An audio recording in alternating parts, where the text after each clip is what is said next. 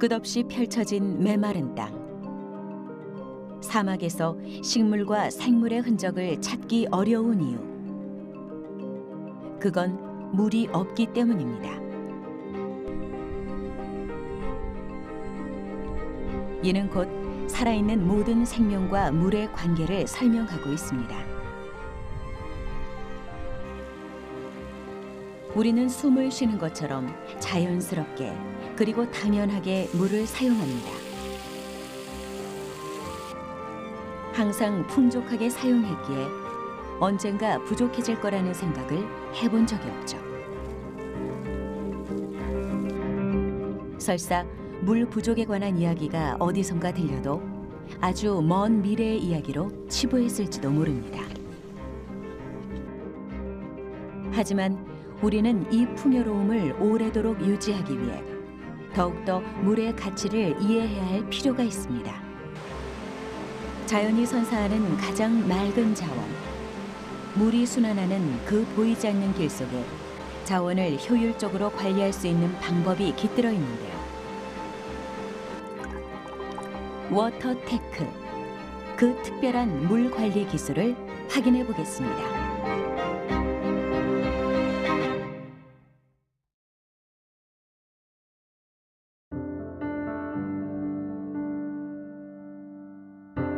물의 시작, 그곳은 바다입니다.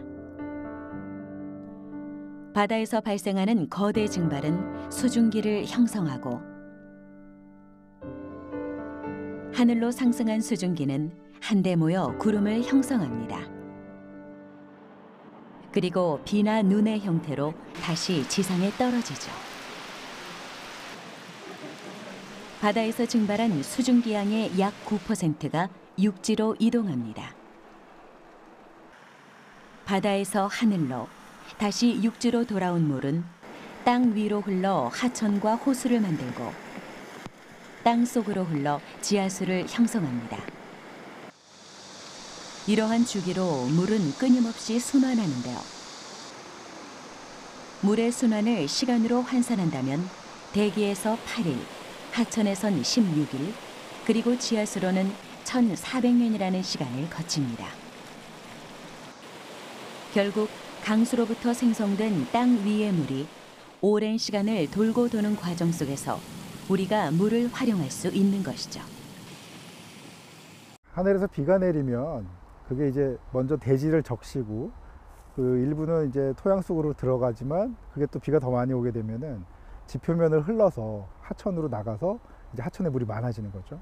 근데 그게 어느 정도 진행이 되면 또 땅 속에 물이 가득 찹니다. 또 비가 그치고 나면 그 땅 위에 있는 땅 속의 물이 이제 증발하고 또 일부는 이 나무의 잎을 통해서 증산을 하게 됩니다. 그래서 또 위로 올라가듯이 결국은 내린 만큼의 비는 땅 위에서 흘러서 바다로 빠지게 되는데 그 강수, 증발, 유출, 함양 이 과정들을 우리가 물순환이라고 합니다.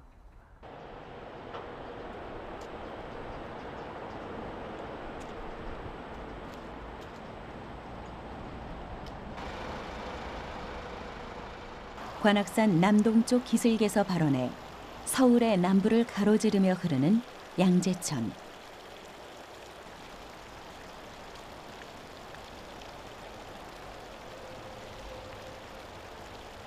이곳에서 하천을 관측하고 있는 연구진을 만났습니다. 지난번에 측정해 놓은 자료 있으니까 그거하고 이번에 비교해서 이거 양손 가득 챙기는 장비들은 하천의 유량을 측정하기 위한 것인데요. 흐르는 물의 양을 어떻게 확인할 수 있는 걸까요?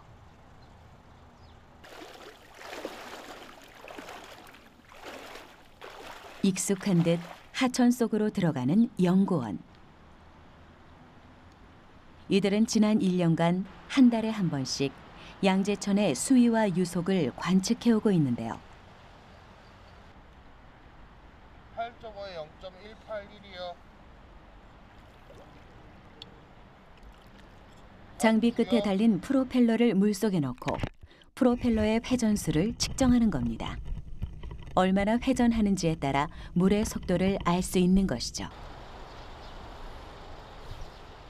프로펠러가 돌아가면서 그 회전수가 그 물의 속도를 자동으로 이제 변환시켜서 측정을 하는데 여기가 구간을 50cm마다 재고 있거든요. 그리고 저희가 이 구간에 측량을 해놨습니다. 단면을. 그래서 그 단면에 형상이 나오기 때문에 그 수위하고 거기를 통과하는 유속만 알게 되면 그 단면을 통과하는 유량을 합산해서 우리가 구할 수가 있습니다.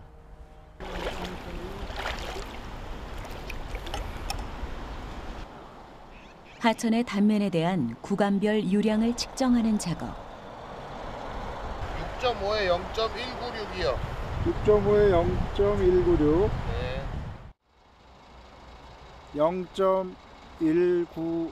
연구진이 이러한 작업을 1년에 걸쳐 진행하고 있는 이유는 양재천이 지나는 의왕, 과천, 성남 지역의 지하수 유출량을 파악하기 위해서입니다. 하천의 유량 분석을 통해 지하수의 유출량을 알 수 있다는 사실이 꽤 흥미로운데요. 그렇다면 땅 위를 흐르는 지표수와 땅 속에서 흐르는 지하수는 어떤 관계가 있는 걸까요?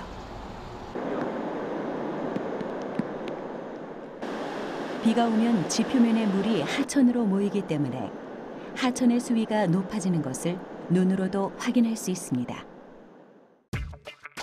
하지만 땅속 상황은 조금 다릅니다. 땅속으로 스며든 물은 대수층이라는 공간에 저장돼 있다가 장시간에 걸쳐 천천히 하천으로 흘러나오는데요.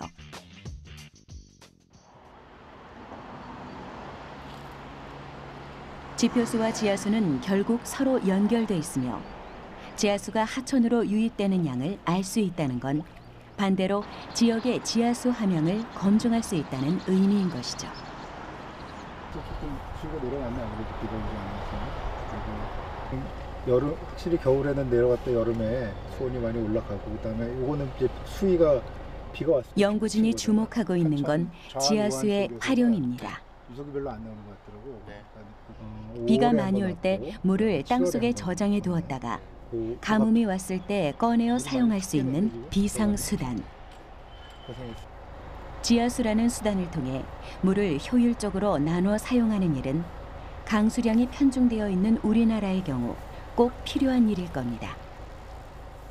그러니까 우리나라는 강수가 여름철에 집중하는 현상이 있고요. 그 다음에 유출이 빨리 일어납니다. 산지가 70%이기 때문에 또 유럽 같은 나라는 연중 골고루 비가 오고 연중 천천히 물이 흘러가는 반면에 우리나라는 여름에 물이 쫙 빠져나가죠. 사실 그게 다 쓸 수 있는 물로 전환할 수 있으면 좋은데 그게 안 된다는 겁니다. 그래서 지금 새롭게 대두되는 개념이 지표수와 지하수의 연계 이용입니다. 지하수는 지표수에 비해서 증발이 되지 않기 때문에 기후변화에 대한 탄력성이 높아요.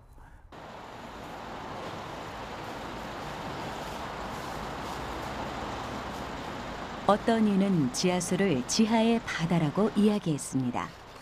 그만큼 이용 가능한 담수 중 차지하고 있는 양이 많다는 건데요.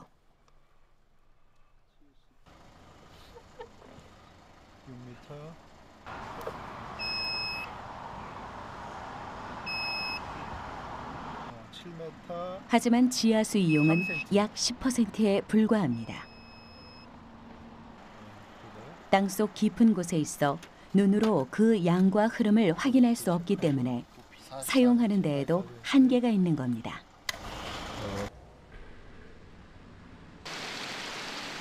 호수나 하천처럼 그 모습을 볼 순 없지만 우리의 발밑에서 아주 오랜 시간 머무르며 순환하고 있는 지하수.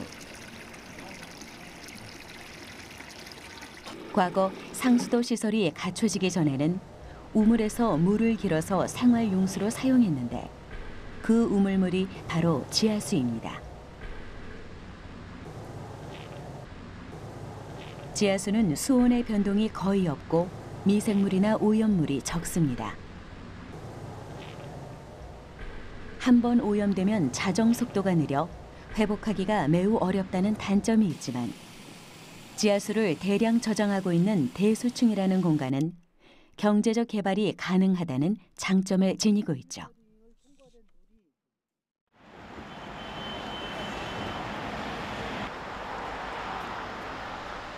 연구진은 지하수가 저장돼 있는 대수층까지 자동 계측 장치를 설치한 다음 데이터를 통해 하천변의 지하수 변화를 관측하고 있는데요. 이를 통해 지하수의 온도와 수위, 그리고 지표수와의 상관관계를 파악할 수 있습니다. 물을 저장하고 배출하는 지하수의 기능을 활용하고자 하는 노력. 대지가 머금고 있는 물을 어떻게 개발하는지에 따라 지하수가 지닌 수자원으로서의 가치는 크게 달라질 것입니다. 하천 유량도 재지만 하천 옆에 있는 그 하천변의 지하 수위를 관측해서 하천하고 지하 수위의 상관관계가 어떻게 이루어지는지, 지하 수위가 높으면 지하 수위가 하천 쪽으로 들어올 것이고 하천 수위가 높으면 하천 수위가 또 지하수로 갈 것이고 상호 그 상관성을 저희가 관측을 하고 있습니다. 그래서 사실 또 하천변에서 지하수를 이제 만약 양수를 할 경우에는 하천수가 또 줄어드는 그런 현상도 나타나고 있거든요. 그래서 그렇게 하천수와 지하수를 잘 최적으로 이용을 해서 운영해서 수자원을 이용하는 것이 좋은 방법이라고 생각합니다.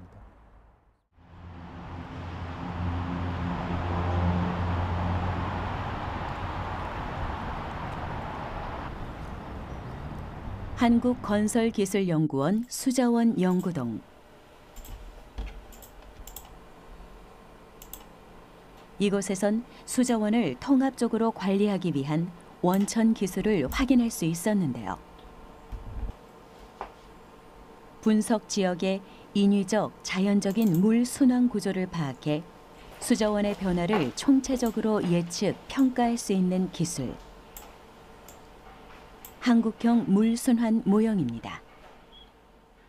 한국형 물순환 모형은 지형학적 정보인 고도, 토양, 토지 이용 정보와 기상학적 정보인 강수, 온도, 풍속, 습도, 일사량 자료를 입력 자료로 하여 모형을 구동하게 됩니다.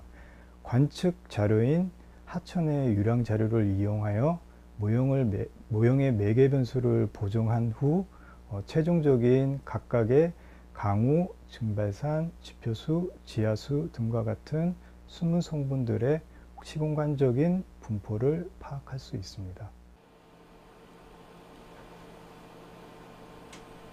물의 순환과 분포를 지리적 조건과 기상 조건에 따라 입체적으로 확인할 수 있는 한국형 물순환 모형.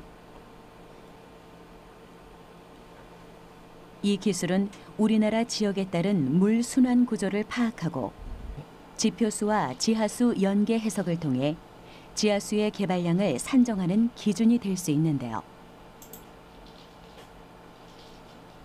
수자원에 대한 해석이 통합적으로 이루어진다는 점에서 한국형 물순환 모형의 가능성이 주목을 받고 있습니다.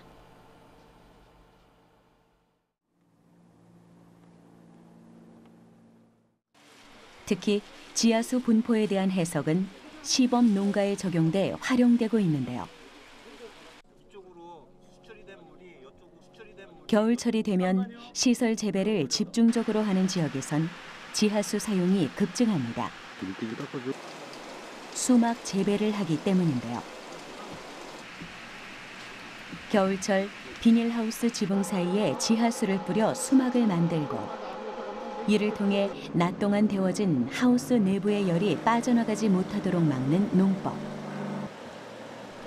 연구진은 한국형 물순환 모형을 이용해 비닐하우스 설치 지역의 장기적인 물 부족량을 사전 예측하고 가뭄에 대한 대안을 제시했는데요. 이와 같은 예측 결과를 바탕으로 지질자원연구원에선 대수층 순환식 수막 재배 시스템을 구축했습니다. 지하수를 사용한 다음 사용한 물을 다시 땅속에 주입하는 건데요.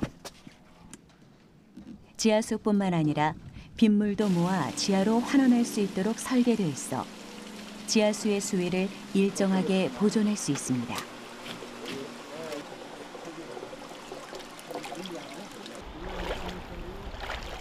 연구진은 한국형 물순환 모형이 보다 여러 지역에서 지하수 확보와 개발에 활용될 수 있도록 실제 관측을 통한 데이터를 쌓아나가고 있습니다. 검증된 데이터를 통해 우리가 지닌 수정원의 현황을 파악하는 일이야말로 미래를 대비하는 과학적인 방법인 것이죠. 저기 양수 시험 그때 기간에서 시험하는 서울대학교 공학관.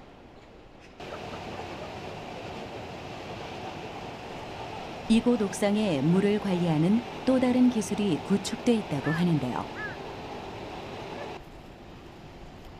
가장 먼저 시선을 끄는 건 각종 채소들로 이루어진 옥상 텃밭과 잡초를 제거하고 있는 학생들입니다. 잘 가꿔 놓은 옥상 정원과 텃밭의 기능에 주목하는 이들도 있겠지만 호미를 든 이들이 관심을 갖고 있는 건 바로 빗물입니다. 빗물을 활용하는 기술을 연구하는 사람들. 840제곱미터 규모의 텃밭을 관리하는 데 필요한 물은 전부 모아놓은 빗물로 사용한다고 하는데요. 수도 보급률이 100%를 육박하는 우리나라에서 빗물을 직접 모아 사용한다는 건 조금 의아한 일일지도 모릅니다. 이들이 주목하고 있는 빗물의 가치, 그건 과연 무엇일까요? 우리나라 한 해 평균 강수량은 약 1300mm, 세계 평균의 1.6배 정도 많은 양입니다. 1년 동안 내리는 비를 모두 모은다고 가정한다면 1,300억 톤 정도가 되는데요. 생각보다 엄청난 양의 물이 하늘에서 떨어지는 셈이죠.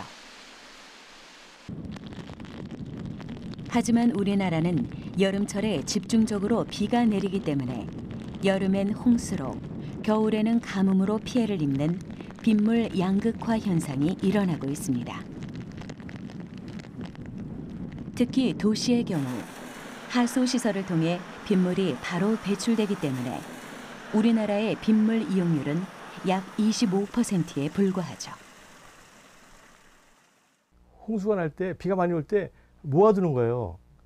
그러면 마이너스 가치가 없어지고 그 물을 뒀다가 가뭄 때 쓴다고 그러면 아주 소중하게 쓸 수 있으니 이걸 재앙, 어떤 때는 축복이고 어떤 때는 재앙인데 재앙을 축복으로 만드는 방법이 있습니다.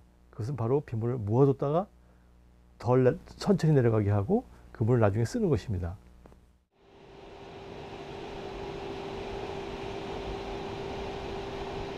빗물연구센터 연구진이 만든 이 옥상 텃밭은 빗물을 모을 수 있도록 설계됐습니다.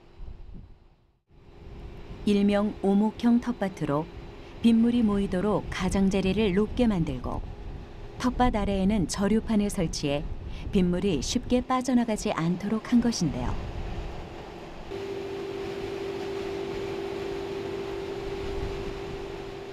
연구진이 개발한 빗물 저류판을 살펴보면 비가 올 때 빗물의 유출 속도를 줄이는 구조로 텃밭의 흙을 촉촉하게 유지해주는 역할을 한다고 합니다.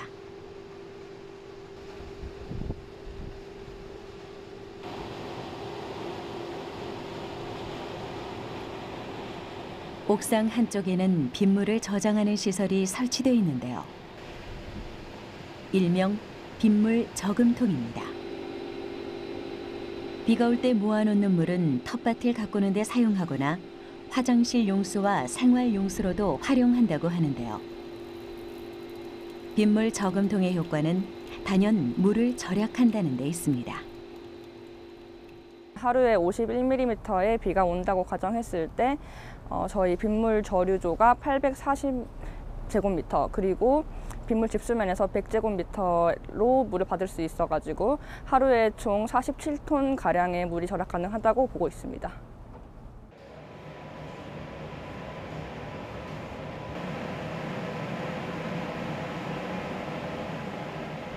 이곳은 빗물 필터실입니다. 옥상에서 모은 빗물과 건물의 샤워실에서 나온 물을 정화하는 시설인데요.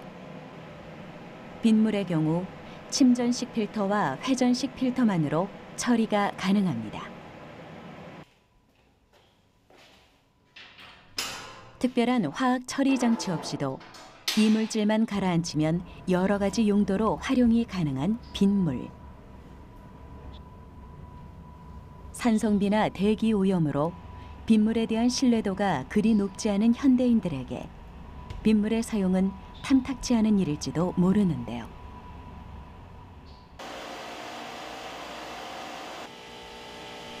빗물 정화에 화학적 기법을 적용하지 않는 이유. 그건 특별히 제거할 요소가 없기 때문입니다. 빗물에서는 처리할 것이 찾아보니까 없어요. 화학적 물질을 집어넣어서 처리할 만한 대상이 없습니다. 가령 지하수 같은 경우에는 비소가 있고 철이 있고 뭐 있는데 그런 것들은 화학적 처리를 해야지만이 제거되는데 빗물은 유통 과정을 보게 되면은 내려오면서 지붕에만 닿은 물이기 때문에 증류수가 지붕에만 닿았기 때문에 여기는 화학적으로 처리해야 될 대상이 없습니다.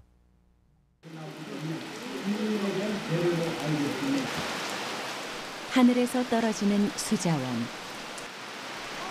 빗물의 가치에 대해 우리는 한 번 더 생각해 볼 필요가 있습니다. 하나의 자연 현상이 아닌 자원으로서의 가치. 모으면 모을수록 우리가 낭비하고 있는 것이 무엇인지 알 수 있을 텐데요. 앞으로 빗물 관리 기술의 확보는 도시의 물순환 시스템에서 결코 빼놓을 수 없는 조건이 될 것입니다. 우리는 지금 주어진 수자원을 효율적으로 사용하는 기술, 워터테크에 대해 알아가고 있습니다. 사람의 생명 유지에 없어서는 안 될 소중한 자원, 물. 땅속의 지하수부터 하늘에서 내리는 비까지. 바다에서 시작된 물의 순환으로 우리는 지금까지 부족함 없이 물을 사용해왔죠. 하지만 우리가 사용 가능한 물은 한정돼 있습니다. 때문에 각 분야에서는 효율적인 물 사용에 대한 연구가 이어지고 있는데요. 워터테크, 또 다른 물 이야기를 따라가 보겠습니다.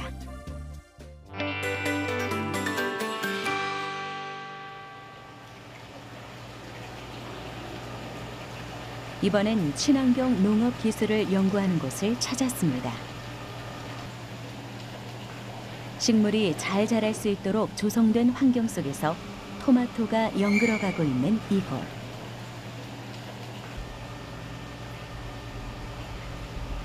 물을 사용해 육지 식물을 키우는 수경 재배가 한창인데요. 여기엔 식물 재배에 사용된 물을 단순히 식물의 양분으로 사용하는 것을 넘어 재활용하는 기술이 적용돼 있습니다. 물순환 시스템을 적용해 물고기를 양식하고 농작물을 재배하는 아쿠아포닉스입니다.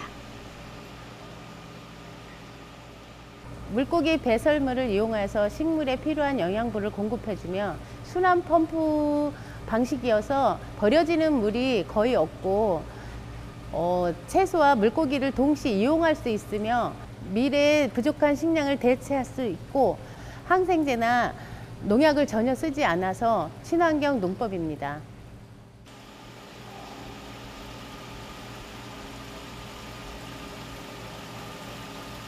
아쿠아포닉스란 양식과 수경 재배를 결합해 만든 말로 물고기 분비물을 이용해 식물을 키우는 순환형 시스템을 말합니다.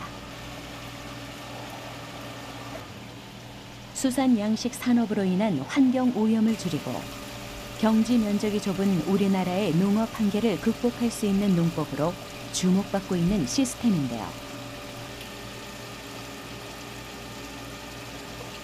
물고기 양식과 수경 재배, 각각의 특징을 짚어보면 아쿠아포닉스의 핵심 기술을 확인할 수 있습니다.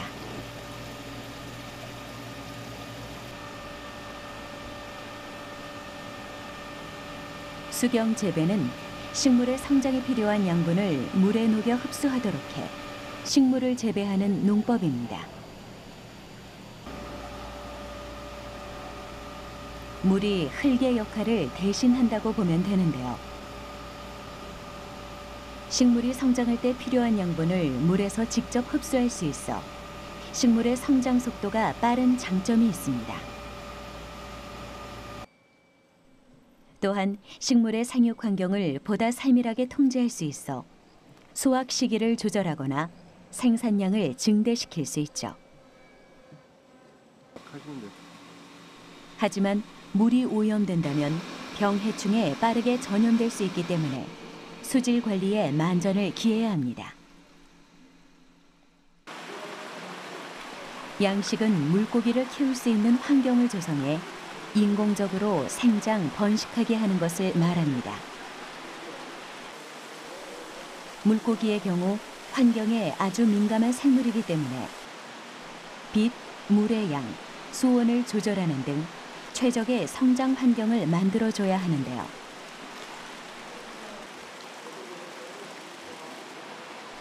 특히 수조에 물고기의 배설물이 쌓이게 되면 암모니아의 농도가 높아지고 이는 물고기의 폐사로 이어질 수 있어 물을 규칙적으로 교체해 주어야 합니다.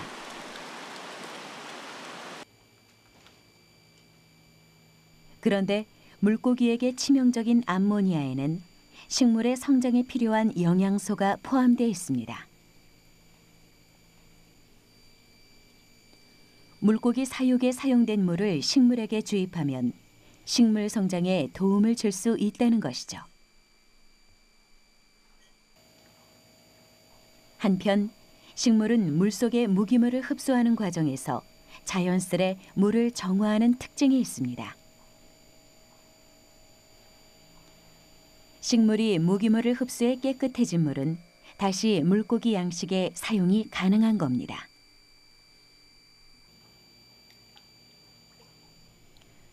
이렇게 식물과 물고기는 서로에게 필요한 물을 제공하는 공생 관계가 될 수 있습니다. 이를 가능케 하는 것이 바로 물순환 시스템인데요. 물고기의 배설물로 오염된 물을 버리지 않고 다시 사용함으로써 물을 절약하는 아쿠아포닉스의 핵심 기술입니다. 아쿠아포닉스 시스템에서는 물고기가 자라는 양어수가 채소가 자라는 재배 베드로 이동하게 됩니다. 채소가 자라는 데는 약 12가지 이상의 그러한 무기물들이 필요합니다. 그래서 물속에 있던 이러한 무기물들이 채소의 뿌리를 통해서 흡수되어서 물에 그 무기물의 이온의 농도를 낮춤으로써 물이 정화될 수 있습니다. 이것이 바로 아쿠아포닉스의 원리가 되겠습니다. 암모니아가 포함된 양식수를 여과기로 보내면 암모니아는 식물이 흡수할 수 있는 형태로 바뀜과 동시에 식물에게 전달되고 식물은 공급받는 물속에서 무기물을 흡수하며 물을 정화시켜 수조로 흘려보내는 것이죠.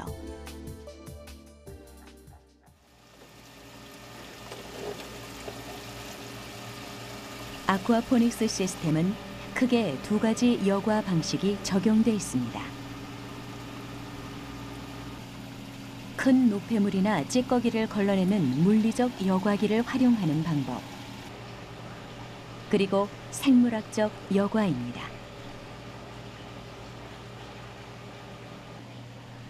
생물학적 여과란 미생물 활동으로 인해 양식 과정에서 나온 노폐물이 식물을 흡수할 수 있는 영양소로 전환되는 것을 말합니다.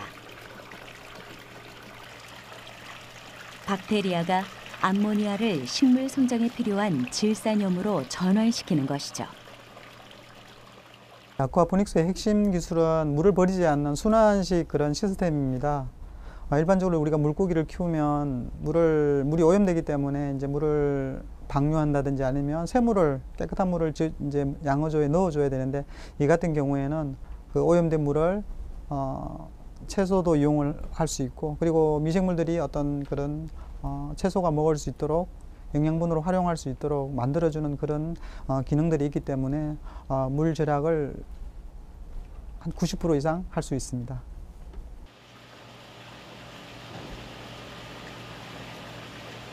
오염된 물을 버리지 않고 여과해 식물 성장에 사용하고 식물로 인해 정화된 물은 또다시 양식에 사용하는 것은 물 절약 효과를 가져왔습니다. 물고기 10kg을 한 달간 기른다면 일반 양식에서는 12톤 이상의 물이 필요하지만 아쿠아포닉스에서는 약 1.5톤만 있으면 된다고 하는데요.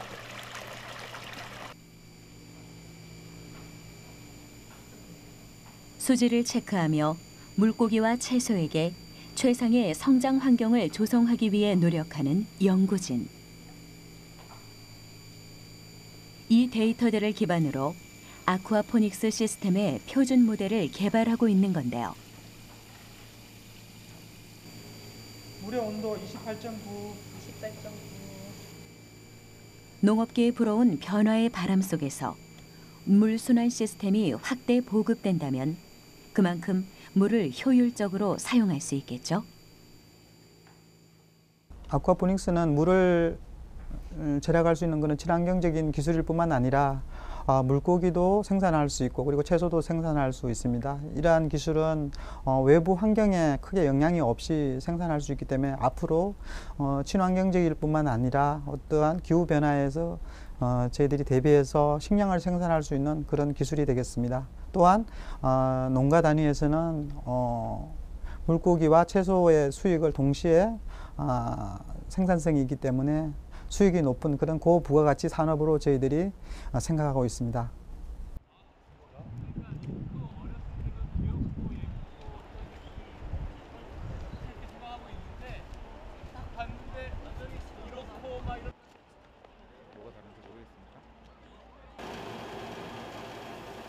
한 대학 연구실을 찾았습니다. 실험 준비로 분주한 연구진들. 이들이 실험하고자 하는 건 바닷물을 우리가 사용할 수 있는 담수로 만드는 기술, 해수 담수화입니다. 해수 담수화 기술을 현장에 적용하기에 앞서 새롭게 개발한 기술의 타당성을 확인하고 장단점을 파악하려는 것이죠.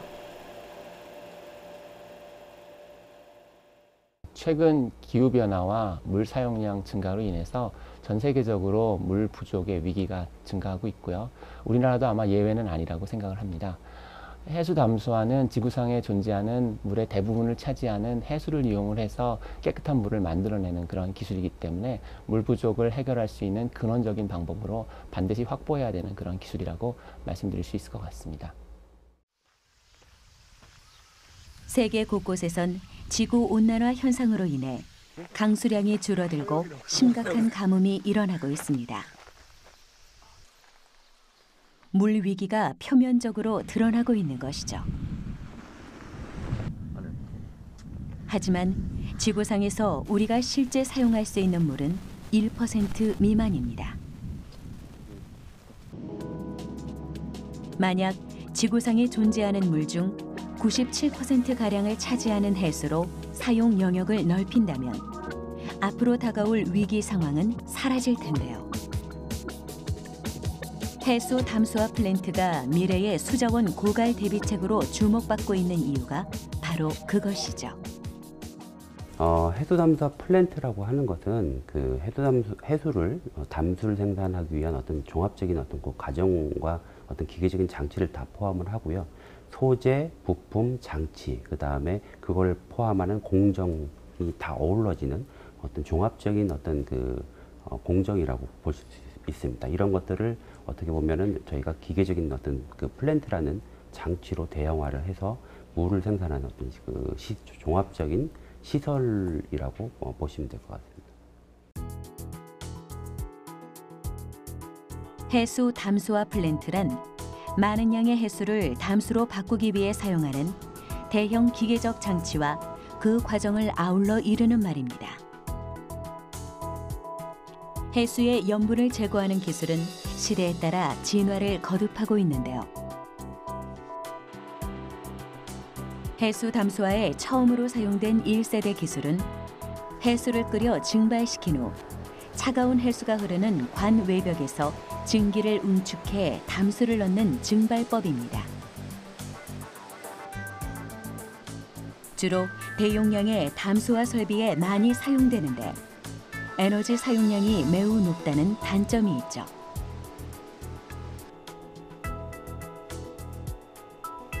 이 세대 해수 담수화 기술은 역삼투법을 이용합니다.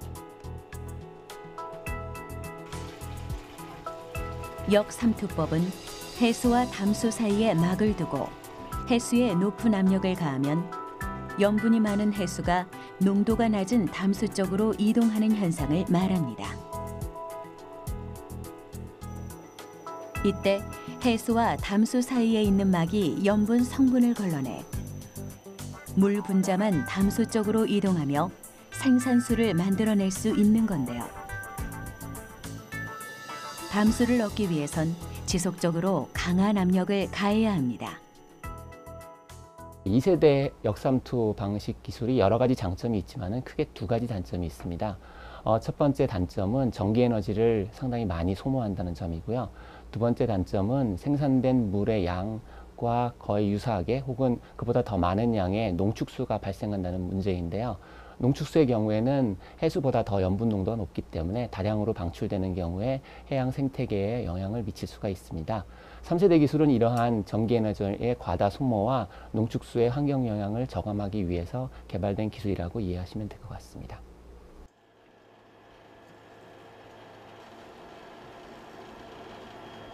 가장 최근에 연구되고 있는 3세대 기술은 막 증발법을 이용하는데요. 실험을 통해 3세대 해수 담수화 기술을 살펴보겠습니다. 염도가 약 35%인 해수와 담수를 용기에 넣은 후 해수를 60도까지 가열합니다. 뜨거운 해수와 차가운 담수 사이에 분리막을 두고 흐름을 교차시켜주면 분리막 표면에 증기가 생기는데요. 이렇게 막 표면에 생성된 증기를 응축시켜 물을 생성합니다. 뜨거운 해수와 차가운 담수가 맞닿는 분리막의 온도차로 인해 증기가 생기게 되는데요. 이 증기가 차가운 담수와 만나 응축 과정을 거쳐 새로운 담수가 형성되는 것이죠. 막 증발법에서는 증발법에서 고온이나 역삼투법에서 고압 같은 고에너지가 필요하진 않습니다. 그렇기 때문에 태양열이나 지하열 같은 친환경 에너지를 사용해서 충분히 구동이 가능합니다. 그렇기 때문에 이러한 에너지를 이용해서 해수를 적정 온도로 가열시키고 그런 온도를 유지시켜주면 증기압이 발생하는데 그 증기압으로 인해서 발생한 순수한 수증기가 소수성 맹브레인을 통과해서 양질의 담수를 생산해낼 수 있습니다.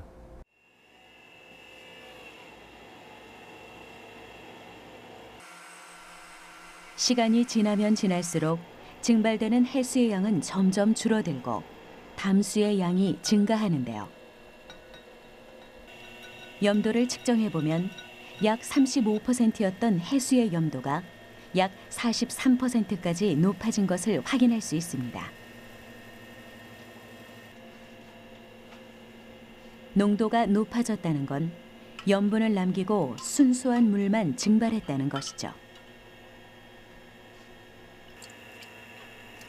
담수의 경우 염도 0%를 유지하는 것으로 보아 해수 담수화가 성공적으로 이루어졌다고 할 수 있습니다.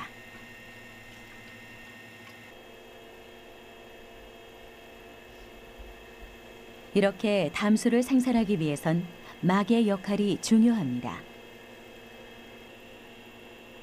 연구팀은 빨대 모양의 중공사 분리막을 사용해 해수 담수의 효율성을 높였는데요.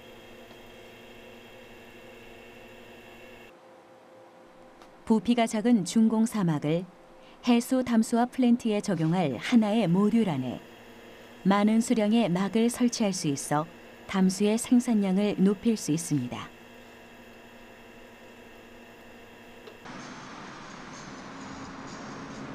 우리나라의 경우 댐이나 상수도를 통한 용수 공급 시스템이 잘 갖춰져 있기 때문에 경제적 측면을 고려할 때 거대한 해수 담수화 시설의 도입에 어려움이 있는데요.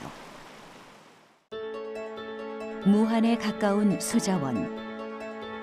바닷물을 담수화에 사용한다는 건 다가올 미래를 위한 대안 기술임을 잊지 말아야 할 것입니다. 잘 아시다시피 지금 이제 그 전 세계는 기후 변화에 따라서 물 부족 문제가 굉장히 심각합니다. 그래서 지구상에 있는 물의 97% 이상은 다 바닷물이고요. 우리가 그 담수라고 하는 게 이제 2%인데 대부분 또 빙하 지역에 포함이 돼 있어서 실질적으로 우리가 사용할 수 있는 물은 1% 미만으로 굉장히 적습니다. 지금 개발된 기술보다 좀 더 그 저에너지에서 물을 생산할 수 있는 기술이 개발되어서 우리가 전 세계 어디서나 우리가 쉽게 접근할 수 있는 어떤 그 물로 그런 기술로 이해를 할 수 있을 것 같습니다. 사람은 물이 없으면 살 수 없습니다. 물은 늘 우리의 손이 닿을 거리에 존재해 왔기에 그 부족함을 깨닫지 못했죠.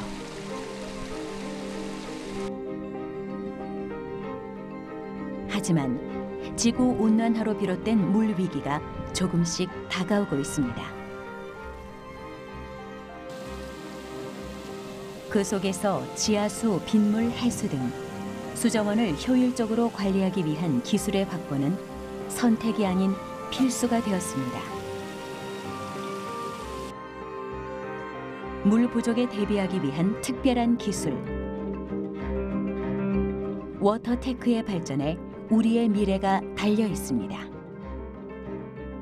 우리나라에도 극한 가뭄이나 여러 가지 그런 이벤트들이 발생하고 있기 때문에 점차 그러한 물 관리 방식에도 한계가 올 거라고 생각을 하고 있고요.